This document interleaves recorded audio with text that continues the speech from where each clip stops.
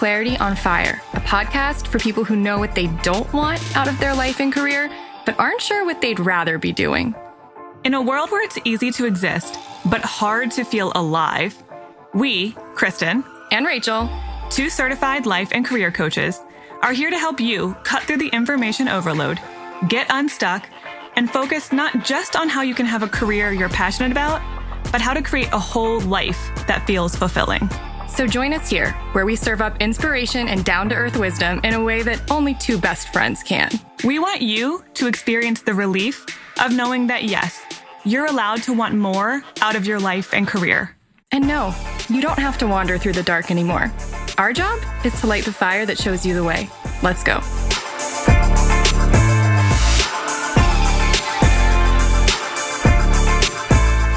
I'm fine. I'm so It's just fine. We're fine. Don't mind us. We're really fine. It's fine. That's our mantra lately. Life is a little chaotic. hectic. It's not denial. It's just a coping mechanism. It is definitely a coping and mechanism. I bring it up that's okay. because this blog is about balance, and I don't think you or I have any at the moment. And so why do you think I'm writing about it? Well, I figured. Gotta write what's real. So, okay, before we get into this, I wanted to read one of our latest reviews, the title of which is On Point, with a fire emoji and a pink heart, which I appreciate. I love it.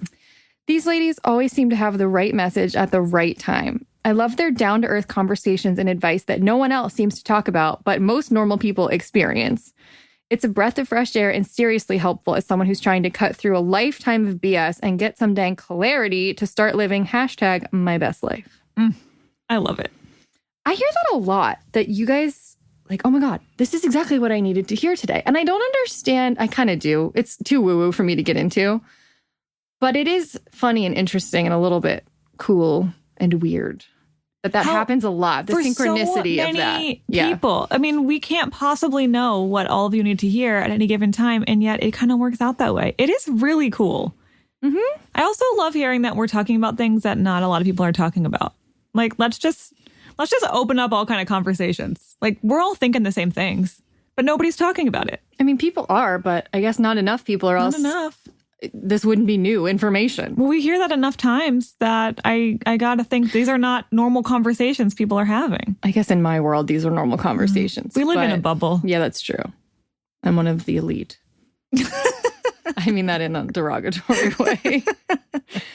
Okay, so this is 4 hard truths about balance. That's what we're talking about. Mm-hmm. You don't have to describe it. That's pretty descriptive. That's also what I'm going to do in the blog is describe it. That's what I'm saying. You should just, okay. But just know that it's relevant. And if it's relevant for me, I'm sure it's relevant for other people right now too. Okay, let's just go listen to that. 4 hard truths about balance. I have this fantasy of one day having a life where everything is in perfect balance. I'm putting out quality work, exercising daily, nurturing all of my relationships, getting plenty of sleep, making smart financial decisions, maintaining a clean home, making green juices every morning and healthy meals every night, and leaving plenty of time for fun and relaxation.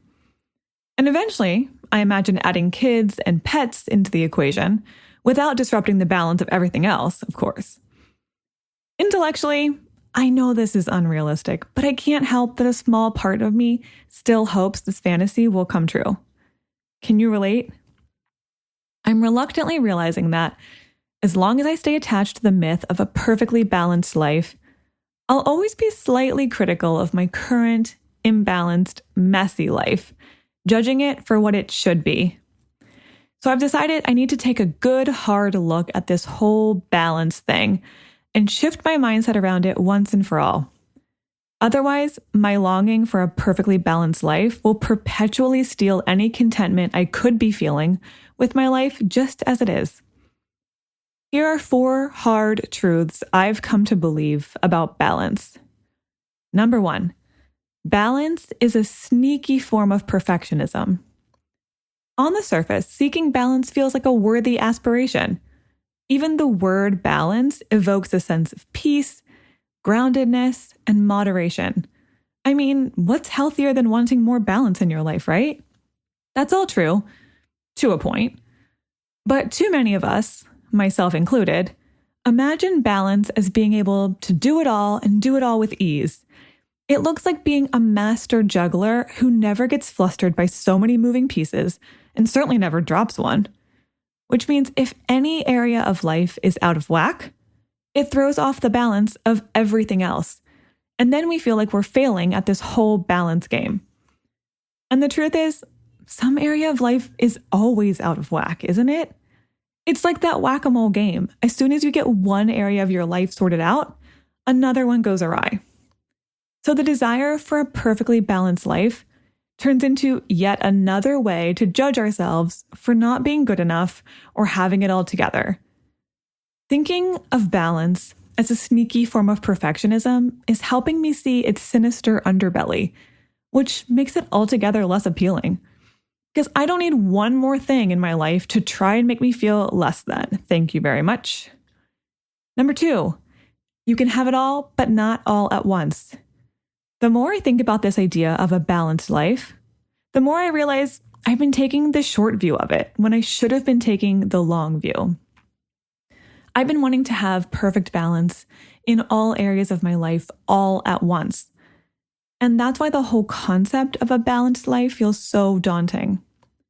But when you're trying to pay equal attention to all areas of your life simultaneously, you end up half-assing a lot of things, simply because your attention is constantly divided.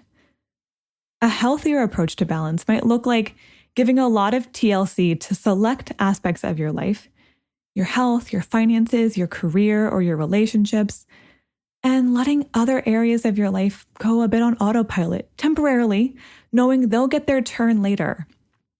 When I zoom out and look at my life from a bit of a distance, I realize I've actually given good quality attention and nurturing to all aspects of my life, just not necessarily all at the same time. I focused on improving all kinds of parts of my life, especially the parts that matter most to me over the years. But to expect myself to give equal attention to all of these facets of my life simultaneously is flat out unreasonable. Plus, I couldn't have made as much progress in any one area of my life if my attention had been scattered. Which leads me to number 3.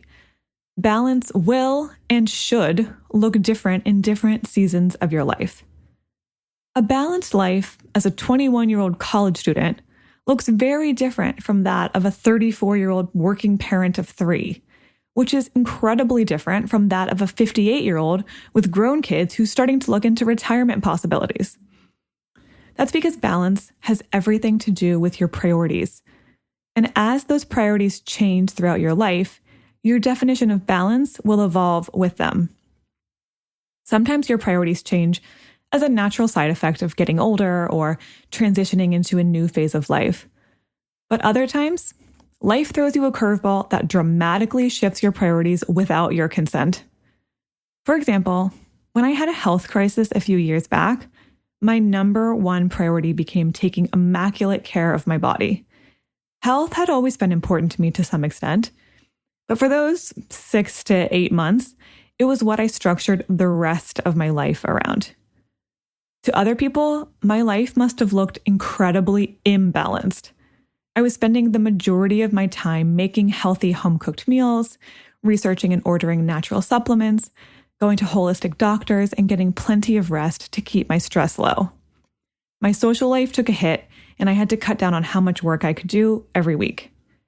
But for that phase of my life, it was exactly the balance I needed based on my priorities at the time.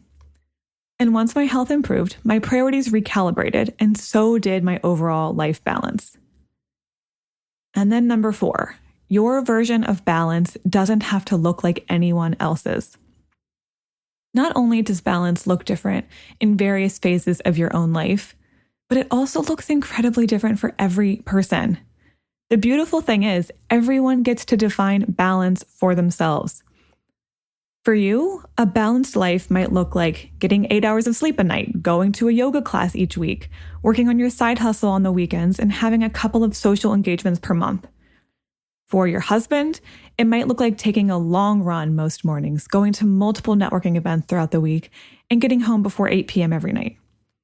For your sister, it might mean getting all of her kids to their respective activities on time, finding 5 minutes to meditate each day, and having dinner as a family at least once a week. Your version of balance might not look balanced to anyone else, but who cares? As long as you feel like your life is organized according to the things that matter most to you, then it counts as a balanced life, even if no one else gets it. And again, your definition of a balanced life can and will change over the years. Balance isn't a set it and forget it kind of thing. It's going to constantly require you to recalibrate and redefine it. So tell me, has the desire for balance turned into a form of perfectionism for you? What's your new, healthier definition of balance, at least for this season of your life? I'd love to hear any and all of your thoughts about balance, so I hope you'll share with me in the comments. Alrighty, that's that. I don't have anything that I want to talk about at the end of this. I have too much to do. We got things to do and people to talk to. But we do want you to come back on Friday because we're going to have a new episode with a normal person. A very young person. Our youngest yet. She probably is going to roll her eyes at that. Well, she's a young person. When I was her age, I was like, oh my God, stop calling me young. And now I would like, I'm the old person calling her young. And I'm like, but she is. I just can't help it. I'm sorry. But she's an old soul. But she's still in college. So like to me, that's very young. Yeah. Which is cool. Our youngest and our first person who's literally still an undergrad. Yep. I know. So it's cool. She's going to be talking about something I think we all struggle with, which is trying to not give in to your control freak nature, trying to control all the things and know all the outcomes before it actually happens. Mm-hmm. I think we all need to let go of. Okay. Well, maybe I need to hear that. I probably do this week. So, all right. Listen, I'm down to learn from people who are a decade younger than me. And let's not talk about the fact that she's literally a decade younger. No, we're not going to talk about that. Okay. It's fine. It's fine. Okay. See you then. Bye.